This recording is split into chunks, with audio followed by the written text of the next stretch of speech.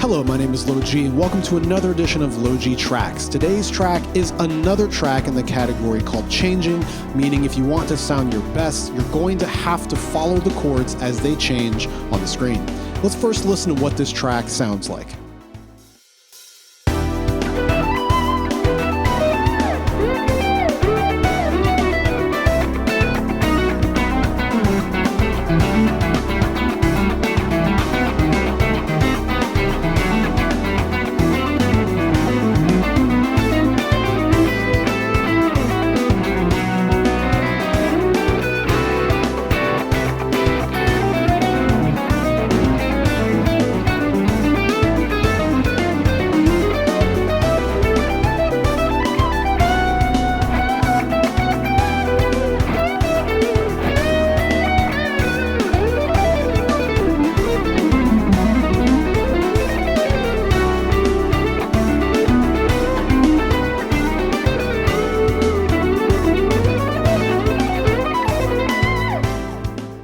This lesson and the corresponding track will focus on the sound known as diminished, and in particular, diminished moving to a minor chord. If you have not seen my previous lesson where I talk about 5 of chords moving to minor chords, I highly recommend you click the link above to check that out, because that is where this diminished sound comes from. And if you don't want to be confused, you need to know all of the particular notes that you can play in that context so that this lesson makes a little bit more sense. If you'd rather not hear me talk about anything for 45 minutes and get right onto the track, you can do that at the link below. If you enjoy this type of instructional material, feel free to check out my Patreon at the other link below. And now let's get on to the lesson. So in order to figure out where this diminished sound comes from, we need to start with the standard 5 of a minor chord. So just to refresh your memory, if you haven't seen my previous material on this stuff, a 5 of a minor chord is very simple. You take a minor chord like E minor, go to its 5th, so B, and play a dominant 7th based on that note. And that dominant 7th chord, when you play it, it will prep your ears or set up your ears for the E minor so that it's more satisfying when you finally move to the E minor. So that would sound like this, the B7 setting up the E minor. Like that. You can hear that pull, that natural pull that comes from that chord. So let's look at each note of this B7 chord and see how every note moves into the final E minor chord. So let's start with the top note. By the way, this voicing that I'm playing is just B, F sharp, A, D sharp. That would be the 1, 5, flat 7, 3 of this B7. Let's start with the D sharp on top. Where does that note move when we move it to the E minor? That note's going to move up a fret and eventually resolve to the E minor. That's the main note. That's that leading tone, right? That's the note that's really providing that hard pull getting to the E minor. Right? You can really hear that pull happening. Nice. So that note generally moves up a half step like that. How about the A, the flat 7 of the B? Where does that move? Well, the way that I just played it, it's going to move up a whole step, resolve to the B. So again, here's that note. That note moves up a whole step, resolving to the E. But it could also move back a whole step like this. There's our B. So that was this sound, right? So again, you hear that note, could move up to the B, or it can move back to the G. So that note has kind of 2 directions it can move. Regardless, though, it will move generally. How about this F sharp right there? Where's that note going to go? Generally, it moves up a fret to the G, but it could also move back a whole step to the E. All right, so you've got some options for those. What about the root of the B7? Where does that note go? That note technically doesn't really go anywhere. It doesn't have to go anywhere because that note is already in the next chord we're going to. It's already in the E minor. Check it out. Here's B7. There's our B. Here's E minor.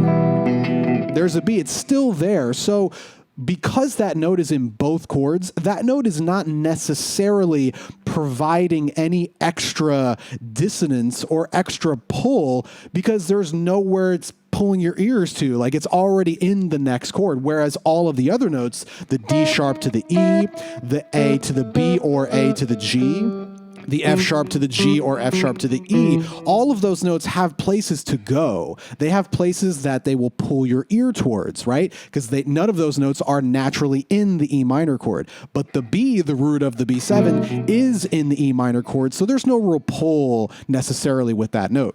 So composers hundreds of years ago, classical composers, realized this, so they thought, what's a way that we can, instead of having 3 of the 4 notes pull our ears, what's a way that we can have all 4 of the notes pull our ears in a way that will kind of increase the intensity or the dissonance or the pull of this 5 of sound? Well, very simple. They looked at that B and said, you know what we can do? Instead of playing B, F sharp, A, D sharp, we can simply play the B and move it up 1 fret to C and play that note instead. Why C? Well, C is in this key, right? We're playing E minor, so that's technically like G major. So C is in that key. C is the flat 6 of E minor, a normal note. And it's also, if we take a look at what we talked about in one of my previous lessons, looking at it from the perspective of B7, what would that be? That would be B's flat 2, which is a sound I definitely talked about, right? So that's a normal note. That note naturally exists. But what we're going to do differently here than what we talked about in the previous lesson is we're going to straight up replace the B, replace the root of this 5 of chord with that flat 2, or the note up 1 fret, the C in this case. What do we get when we do that? Here's our normal B dominant. Moving to E, here's this new chord. Again, that low B moved up a fret. Now there's no B in this chord. It's just C, F sharp, A, D sharp. Listen to this. And then resolve. So now every note of this chord has somewhere to move. This note moves up a fret, right? This note again moves up 2 frets or back 2 frets. This note moves up a fret or back 2 frets. And now this new C is going to move back, generally, back 1 fret to resolve to the B. Right? So that note naturally moves from C to B. I'll play one more time. You hear that move. So now we have all 4 notes moving somewhere instead of just 3 of the 4. What is this sound? This is the sound that is most commonly known as diminished, or to be technically correct, diminished 7. Now there's something very, very unique about this chord that's really important for guitar players, because it's actually a really easy sound to play over. To demonstrate the unique makeup of this diminished chord, we're first going to look back at the normal B dominant 7th, but we're going to look at every note of that chord on 1 string so you can see how far apart each note is from the other. So here's our B7. Again, all of those notes, 1, 3, 5, flat 7. So that would be B, D sharp, F sharp, A. I'm going to play all of those notes on the A string again so you can see how far apart they are from each other. Here's the B right here. That's our root. The D sharp is here, up 2 steps or 2 whole steps or a major third. The D sharp to the F sharp is a step and a half or a minor third. F sharp to A is a step and a half or a minor third. A back to the B, the beginning, is simply a whole step. So as you can see, there's a handful of different intervals in there. Sometimes we have a larger interval, like from the 1 to the 3, a major third or 2 steps. We have a step and a half, and we also have a whole step, right? We have some different things. There's a variety of distances. But watch what happens when I take this B7 sound that we were playing and then play the diminished version instead, which was, again, taking a B7 chord, taking the root, moving it up a fret, playing flat 2 instead. So no B in this chord. It's just C, D sharp, F sharp, A. Watch this. Here's our normal one that we just played before. So B, D sharp, F sharp, A, B. Now I'm going to take this B and replace it with the C instead. Now take a look at all of these distances. C to D sharp, step and a half or a minor third. D sharp to F sharp, step and a half or a minor third. F sharp to A, step and a half or a minor third. And then finally A back to C, again skipping the B. A to the C, step and a half or a minor third. That's pretty significant. We have a chord sound that is made of intervals that are the same distance apart. This does not happen that often in music. There's only a handful of sounds that have this. Like major is not this, minor is not this, major 7 is not this, minor 7 flat 5, dominant. None of those sounds are made up of the exact same interval distances between every note of the chord. Diminished, or this diminished 7 sound, is one of those things, one of those examples. What does this mean for us as players? This is a super, super valuable thing for this reason. Check this out. So here's the diminished chord that I played earlier. Here's the dominant. Again, just moving that low note up a fret. Take a look at this voicing right here. Take a look at what my fingers are doing. It's like middle, ring, pointer, pinky, right? Now watch this. This is, of course, that diminished chord, and we'll call this C diminished for now. So the notes are C, F sharp, A, and then D sharp. Now, there are going to be some people out there that are going to say, no, it's actually C, G flat, and then B double flat, and then E flat. That's technically correct, but I don't care. It's stupid, so I'm going to say C, F sharp, A, and D sharp, just to keep it similar to the B7, because that's really what it is, right? So keep in mind those notes. Now watch this. I'm going to find this chord. I want to figure out how to play this exact chord, same notes, maybe somewhere over here, different positions, so I've got a different way to do it. Remember, C, F sharp, A, D sharp. Watch this. In this area, let's find those notes. So here's a C, I can play it there, nice. So I need an F sharp, here's an F sharp right there. And then I need an A, here's an A right here. And then I need a D sharp, there's a D sharp. Oh, look at this, the exact same chord voicing. It's literally the same thing. Here was the first one, middle, ring, pointer, pinky. Here's the next one, middle, ring, pointer, pinky. It's literally verbatim the same exact fingering. And you might say, how is that possible? It's possible because of how this chord is organized. It's always the same distance apart from every note, right? Doesn't matter what direction, up or back. You're always moving a step and a half or a minor third to the next note of the chord. And take a look at how far away this chord is from the next one. Here's the first one I played. The next one was how far apart? Up a step and a half or a minor third. And it's the same chord. Again, the notes are not in the same exact order, but it is the same chord. And watch what happens if I continue. Again, let's start from the beginning. C, F sharp, A, D sharp. Next one, up a minor third. C, F sharp, A, D sharp. Same chord, notes are in different order, but same chord. Up 3 frets again, watch this. C, F sharp, A, D sharp. Same chord shape. It's exactly the same thing. Oh, notes are in a different order, but it is the same chord. And then up another 3 frets to the next location. Remember? Where are my notes? C, F sharp, A, D sharp, same exact chord. And then if I move it up another 3 frets, we're back to where we started, just 12 frets up, right? So one chord shape plays every single version or inversion of that chord. That's not how it usually works, right? If I wanted to do that with major 7, let's say, so C major 7, that's how I would play right here. Then if I wanted to play right here, it's a totally different shape. If I want to play right here, it's a totally different shape. Play right here, a totally different shape, because that chord is made up of different interval distances, right? The distance between 1 and 3, between 3 and 5, between 5 and 7, they're all different. But with this diminished 7, they're all identical, which means the chord shapes as you move them around are exactly the same. The only thing you have to make sure you're doing is always moving up or back a step and a half or a minor third.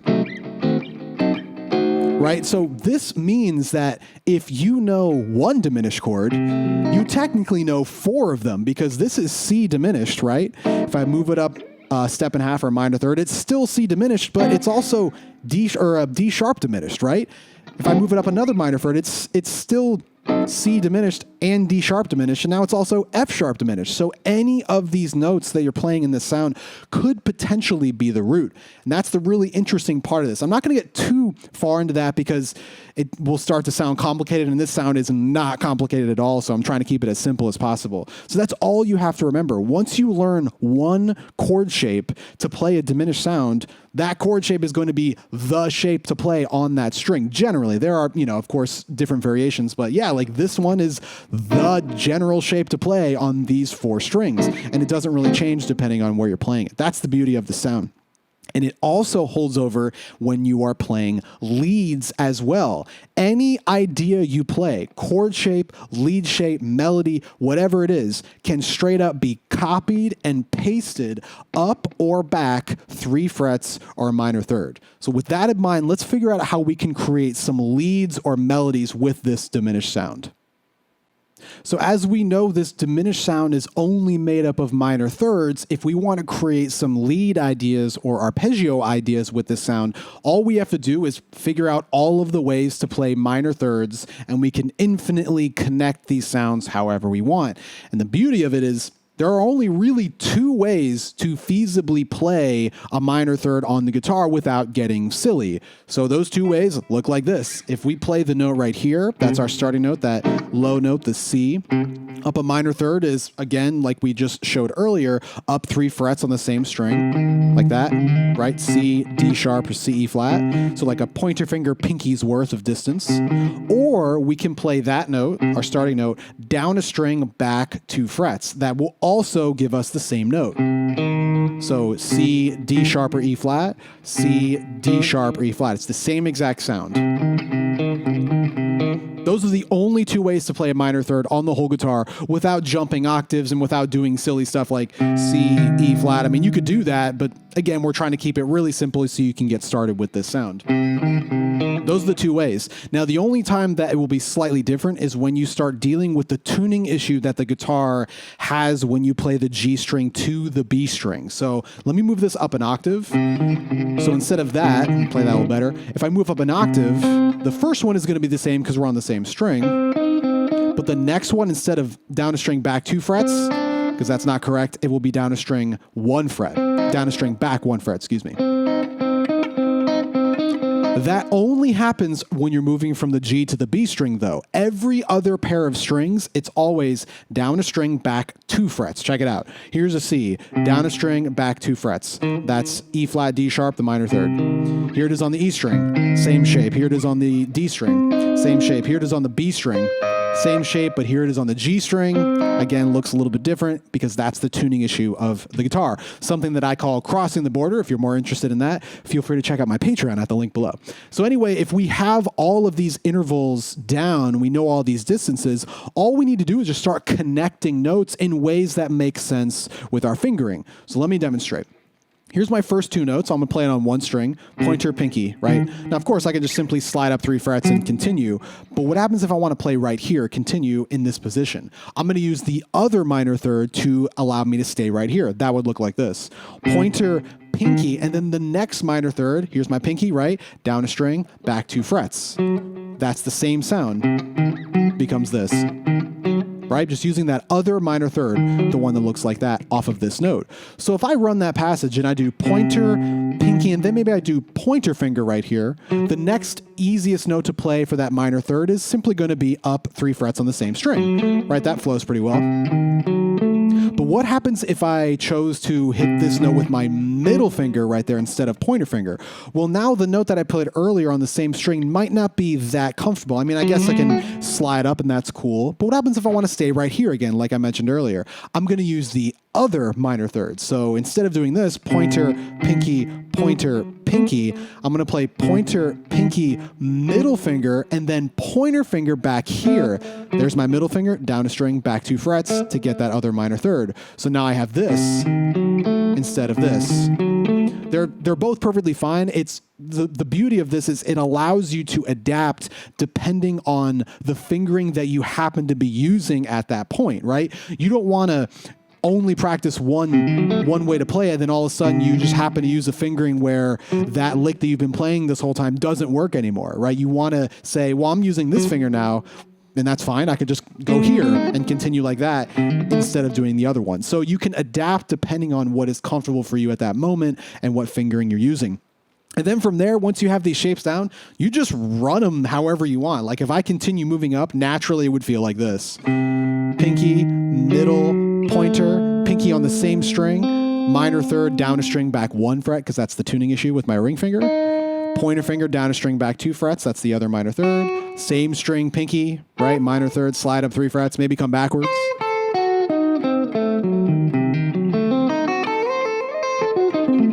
That's just always either playing a note up or back a minor third, and there's only two ways to do it. Either on one string or on two strings, right? If this is one string, it's always pointer pinky distance. And then if it's on two strings, it'll always be a note, down a string, back 2 frets. And of course, if you're going backwards, you need to kind of think about that shape in the reverse, and you'll be able to achieve whatever you want. And what I'm playing right here, of course, is just moving up and down. I'm not even doing anything interesting in regards to jumping to different notes. And even that like works pretty well. And here's the beauty of it. Remember, just like the chords that we talked about earlier, any idea that you are playing can be copied and pasted up or back, again, a minor third or a step and a half or 3 frets. So let me show you one that's really common that I think people maybe play maybe a little too much, but maybe you'll disagree with that statement. It looks like this. So here's my C, my starting note, minor third on the next string, minor third on the next string, and minor third on the same string. Just that shape. Right? If I take this shape, move it up 3 frets, it's exactly the same notes, just in a slightly different order. Up 3 frets, up 3 frets, up 3 frets. You're going to hear people do that all the time. Stuff like that. It's really, really common. I mean, that's cool. There's nothing wrong with it. I think there are way cooler ideas that you can experiment with, like jumping around and getting some different shapes. So something like this, instead of playing the shape like this, just simply going up like that, how about I play the first note, then jump to like the last note and walk backwards? So you have like something like that. You get some more kind of jumpy flavor out of it.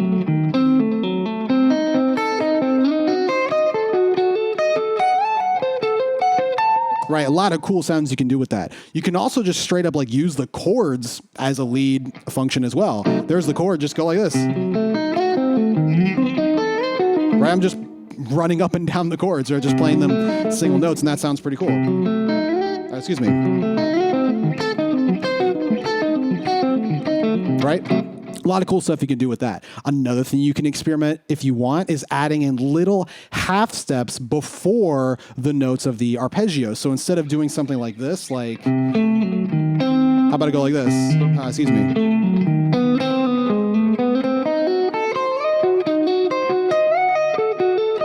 Right? A lot of cool little extra sounds just by sneaking in some half steps. Who cares if they're in the key or not? It doesn't matter. You're just using those notes to lead into the notes of the diminished arpeggio. Now that's there's another name for that sound, which we'll talk about at some point down the road. But you can just straight up start experimenting with that, jumping around the shapes, copying and pasting up or back 3 frets, and you can get so many ideas out of this sound. So now that we know how to create the chord shapes, how to create lead shapes, or just generally maneuver around the fretboard with this diminished sound, let's talk about how we can actually use this sound over a chord progression like the backing track. So the most important thing when playing this diminished sound over a chord progression is seamlessly getting in and out of that sound into your destination chord or your target chord. So the way that we're going to practice this is by finding the notes of the diminished sound, where the locations of where we can start our diminished ideas, not only off of the setup chord, the B7 in this case, but also off of the target chord, the chord that we are moving to, because that will allow us to look at the notes and see how they will eventually move back into the E minor. Because remember, this whole sound is pretty much being played off of B7, the 5 of E minor. And you can do this over any 5 of minor, or really 5 of anything, major as well, which we'll talk about down the road. So the way that we're going to practice this is memorizing which notes of those chords are locations that we can begin our diminished ideas off of. So the progression, the original progression that we were doing was B7, and the way that we turn this into diminished was simply taking the B, the root, moving it up 1 fret, and now we have the diminished. So the interesting thing is, over B7, the 5th, the flat 7, and the normal 3, all normal notes of B dominant, are all locations that we can begin a diminished idea off of. The only note that we cannot begin a diminished idea off of is the root, because we're getting rid of that note and replacing it with the flat 2.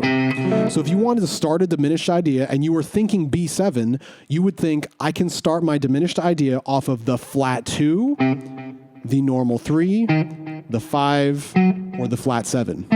Any of those locations are locations that you can begin a diminished idea. That means a melody, a lick, an arpeggio, a chord, anything that you want. Those are the spots that you can start it off of when you're thinking about the B7. So let's say I'm up here playing B7 and I do like an arpeggio. Maybe a bend up to the root. That's just 1, 3, 5, flat 7 of B7. Remember, if I want to dip into a diminished idea, I can start that idea off of the third and resolve. I can start it off of the 5, 1, 3, 5. There's my 5. I can start it off of that. I can start it off the flat 7, which is there. There's my flat 7. And then resolve. But I cannot start, I mean, you could do whatever you want, of course, but for this sound, it would not start off of the root, because remember, we're getting rid of that note and playing the flat 2 instead. So if I wanted to start diminished there, it would not be off the root, it would be off the flat 2, like that. So here I am playing B dominant. Now watch this. Flat 2, bam. Start my diminished arpeggio, diminished chord, whatever it is that you want to play. That's how it would be when you are looking at these notes coming from the B7. If your brain is thinking about B7, that's how you're going to find the diminished sound. You play this diminished sound based off of not the 1, but the flat 2, 3, 5, or flat 7, and then you can play your diminished ideas based off of all of those notes. So that's step 1, being able to find this sound coming from the setup chord, coming from that 5 of, right, the B7 in this case. And this will work for any dominant chord that you're playing in whatever key you're in. Now, we also, though, don't want to just look at it from B7. We want to be able to find these notes from E minor, the target chord as well, because what happens if we're thinking about E minor? We want to be able to dip into this diminished sound from that perspective as well, so we can kind of target this diminished sound for both angles, either the B7 or the E minor, the 5 of the setup chord or the target chord, so we can seamlessly access this sound whenever we want. So let's do that. It's going to be the same notes. It's going to be C, right? It's going to be C, D sharp, F sharp, A. The exact same notes, but instead of looking at them as flat 2, 3, 5, flat 7 of B, we're going to look at what these notes are of E minor. So the first one, the easiest one to find, and probably the most beneficial, I would say, is the D sharp, right? So where is that note? Here's the C, first note of the diminished that we found from the B7. Here's the D sharp. This is why this note is so important, because what's the chord that we're thinking about now? We're thinking about E minor. Where is D sharp in relation to E minor? Here's E, here's D sharp. Literally back 1 fret. Such an easy note to find. So if you are playing E minor, right? If you're like messing around over E minor and you want to find a location to play diminished, what do? There's E minor, go back a fret. Bam, that's a location that you can start your diminished idea, right? That's the 3rd of B, but it's also this natural 7 of E. Again, we're looking at it from the perspective of E minor if that is what our brain is thinking about at that time. So we can play E minor, bam, and hit that note, and that will be a location that we can play any diminished idea. Nice, so that's really great. What are the other notes? Very simple, right? We just go up minor thirds and see what those notes are in relation to E minor. So that's the note we just found. Up a minor third, up 3 frets. That's F sharp. What is this in relation to E minor? We know what this is in relation to B. It's 5. But what is it in relation to E minor? It's 2. Again, a pretty easy note to find, because if we know where 1 is, E, we just go up a whole step. And now we have that note. That's a location that we can start diminished. It's also back a fret from G, the flat 3, right? That's standard minor. Go back a fret, bam, now you're playing the 2. That is a location that we can play a diminished melody, arpeggio, chord, whatever. So now we know if we're thinking E minor, we can start an idea off of the 7. But now we know we can start off the 2 as well. Let's keep going. Up another minor third to finish off this sound. Here's the 2. Let's go up a minor third. I'm going to play it like this, down a string, back 2 frets. That's A. What note is this over E? That's the 4. 1, 2, 3, 4, right? So that means, again, pretty easy note to find. It's in the pentatonic scale. That's our E minor pentatonic scale, 1, flat 3, 4. It's right in that scale, so it's a note we're already playing. And it's pretty easy to find because it's simply up a whole step from the 3rd, 1, flat 3, 4, or back a whole step from the 5. 1, 5, 4. Again, easy note to find. And then finally, the last note that we can play, up another minor third from here. What is this? Right? What is that note? That's the C. That was the flat 2 of the 5 chord of the B, but of the E minor, what is that note? That's 1, 2, flat 3, 4, 5, flat 6. Not necessarily in the pentatonic, but a note that exists in the key. It's not that weird. And it's also really easy to find because where is it? Up a fret from the 5. Here's E minor. Here's the 5. 1, flat 3, 4, 5, right? Up a power chord, up a fret. That's the flat 6. Again, pretty easy to find. Up a fret from the 5 is the flat 6. That's also the flat 2 of the 5 chord, right? It makes sense. The 5, flat 2. So that is another location that we can play. Again, any chord, any melody, any arpeggio, anything you want to play can be played or started or thought from any of those notes, right? So if we're thinking B7, let's just recap. Here's the B7. What are the notes that we can start on to access the diminished sound? It's going to be the flat 2, not the 1. We're getting rid of the 1. Flat 2, 3, 5, flat 7. Essentially the whole chord except for the 1. Just move the 1 up a fret. But if we're looking at it from the perspective of E minor, the target chord, the notes would be, starting from the same notes actually, I'll do the same order. It would be flat 6, 7, 2, or 4. So this is really great depending on what mindset you're in. Over this backing track, you might only really be thinking about E minor, because that's actually what this backing track is. It's just E minor and then the diminished, E minor and then the diminished. So when you're playing over this track, you're probably going to be thinking E minor. So it might be easier to find these notes from the perspective of E minor, because you could just slide right in, right? If the track is playing E minor and you're sitting here playing whatever E minor sound you want, let me do this. There we go. I wanted that open string. Let's say you're playing E minor, right? And that diminished sound is coming. You can just say, well, all I need to do is find a natural 7. Where is that? Back a fret from E. And that's a location that you can start your diminished ideas on. Right, so that's probably going to make the most sense for this backing track. So that's maybe what I would try. Now, another thing that I want you to do, and this is what we're going to practice here in a second, is don't just think about getting into the diminished, which is pretty much what we were just going through, but also think about getting out of the diminished. So watch this. Let's go over the same notes that we just did. Here's E minor. And remember what our diminished locations were. The natural 7, back a fret from E. The 2, up a whole step from the root. The 4, and then the flat 6. Those were our notes that we can start diminished. But how would we get out of the diminished? It's the exact same way. We just kind of go in reverse, right? The natural 7, here's our root, right? The natural 7, if this is the last note that we play before we resolve, where are we going to resolve to? Where do you think? Up a fret, right? Here's the diminished. We resolve up a fret to the E minor. That's where that note will naturally go. So if you're playing a lick and you end there like, bam, that's the natural 7. Where am I going to go to resolve? Back to the E, right? That's where that note naturally moves. You don't have to move to that note, but that's maybe how I would start because that's a natural flow for that note. Like that. Same thing with the 2. Where's the 2 naturally going to go? There's the 2. It's probably going to go up to the flat 3. That's the 7 to the 1. Here's the 2 to the flat 3. So if you're doing a diminished idea and you end here, right, that's the 2. Where is this going to go? Resolve to the flat 3 of E minor. Again, you don't have to. You can move back to the 1 if you want. You can go resolve like that. That's another spot. This is up to you to figure out like how you want to resolve these.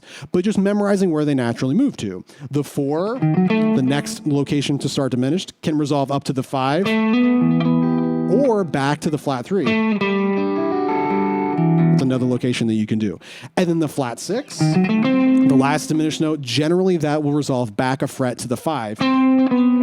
Right? You can kind of hear that, how that note moves. There it is on top, resolving like that. So the way that we want to practice this, of course, think about how these notes, think about how you're going to get to these notes, and think about how you're going to get out of these notes, and this is how to practice it. I'm going to turn on the track, and what I'm going to do, first of all, when you are practicing this stuff and you're not used to it, or maybe you already know a bunch of diminished licks, but you're not used to getting in and out of the sound, the first thing you want to do not overplay. You're going to want to run all these diminished ideas. And the fact of the matter is, if you're playing this like super awesome, crazy, impressive diminished run and you can't resolve out of it, I could care less about how crazy it is, because none of that matters to me personally. What matters to me is how you're seamlessly getting back into the chord that you're moving to, the E minor, because that's what makes the sound satisfying. That's what makes it sound like together. I've used this analogy before. It's like being a gymnast and doing this ridiculous move like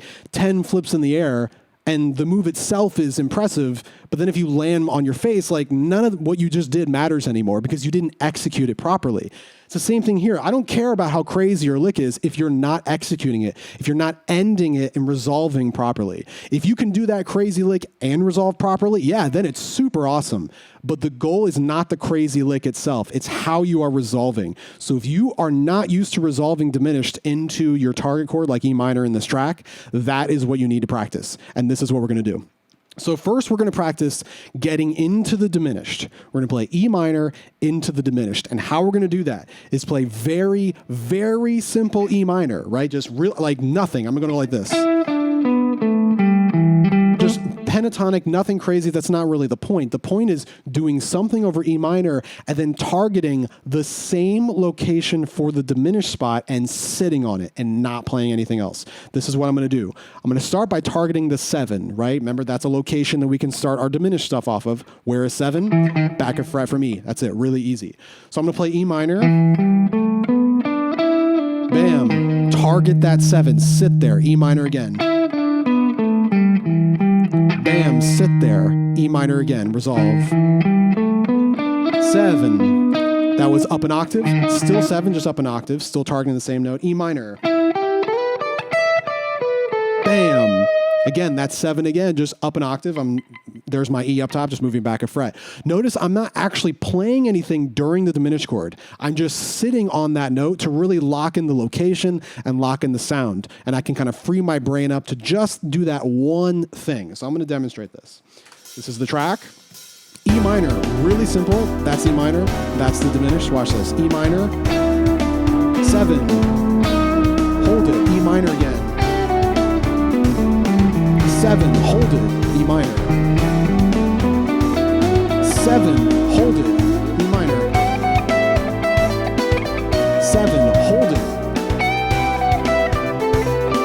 7, hold it. 7, hold it. Bam, 7, hold it. So notice what I'm doing right there. Playing E minor, whatever I want, just messing around. Really simple, though. I'm not like overplaying.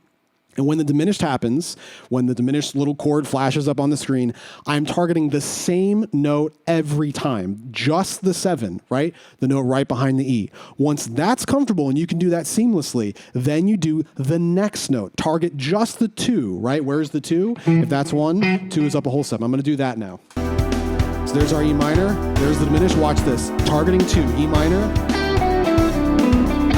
Hold, E minor. Hold, E minor. 2, hold, E minor, etc. So I'm just playing. While I'm playing, I'm scanning the fretboard, looking for the next location that I can play the 2. And then once you have that down, you can play the 7 and the 2. You do the same thing for the 4. I'll do that a little bit. So that's our minor. That's diminished. Here comes the minor. So again, 4. That's 4. Hold it, E minor. 4, hold it, E minor. 4, hold it, E minor, etc. And then you do the same thing for the flat 6. Same exact process. Notice what I'm doing. Not playing anything for the diminished, because the point is seamlessly getting into the diminished sound. Once you can do that, targeting every single note. Remember what they were. The natural 7, the 2, the 4, and the flat 6. Once you can do that for each one, then slowly start to add more stuff, right? So maybe I'll do just 2 notes when the diminished happens. That's the minor, that's the diminished, here comes minor. 2 notes, 7 and 2. Back to E minor. 4 and 2, E minor. Flat 6 and 4, back to 1. 4 notes right there. Back to minor.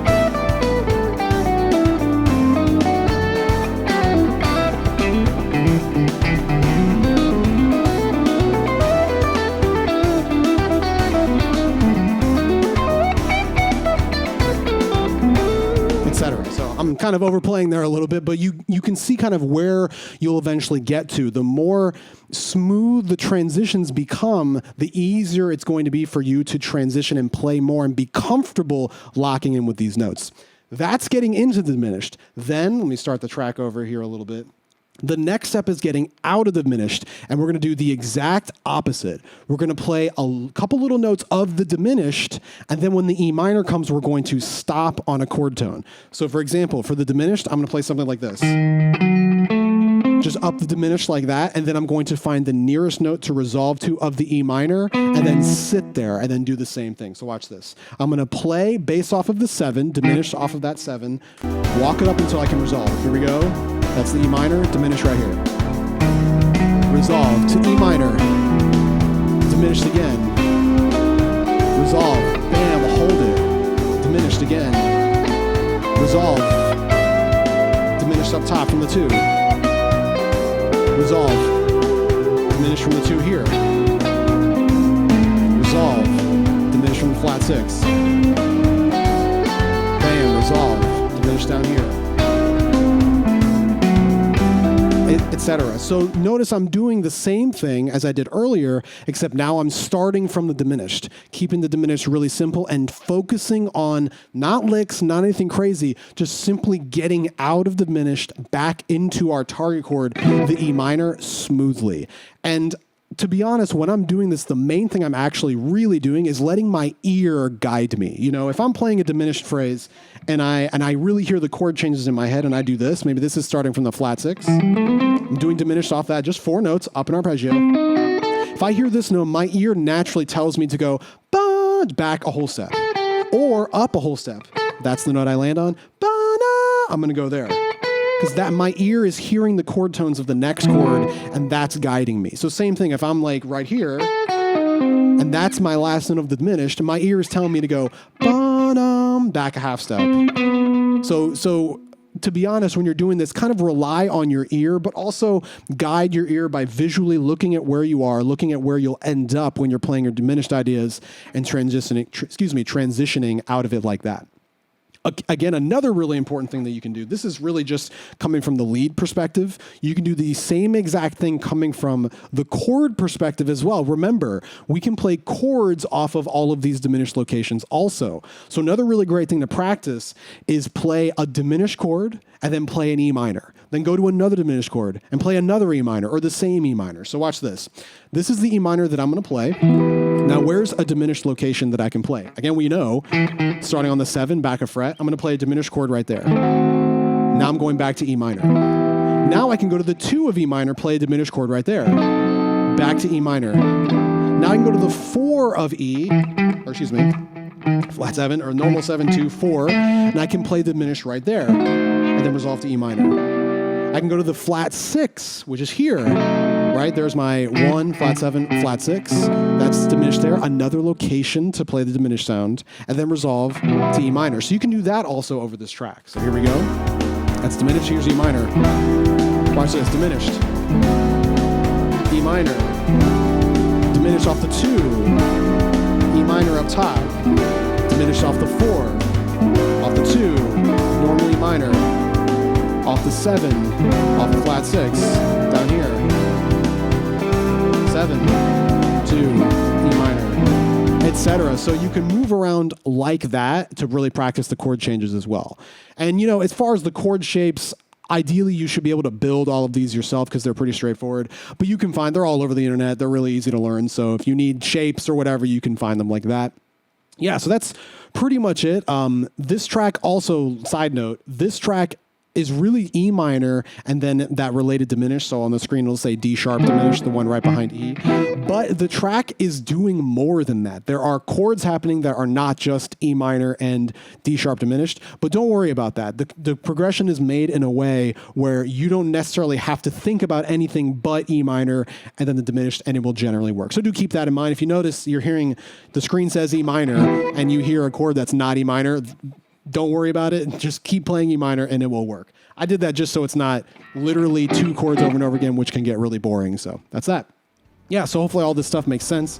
Really great material. So many awesome sounds come from this. So many awesome sounds can be created using this diminished sound. And to have this kind of tool in your pocket is always valuable because you can really get some added colors to what you're doing. So hopefully all this stuff makes sense. If you enjoy this type of instructional material, feel free to check out my Patreon at the link below, and I'll see you guys in the next one.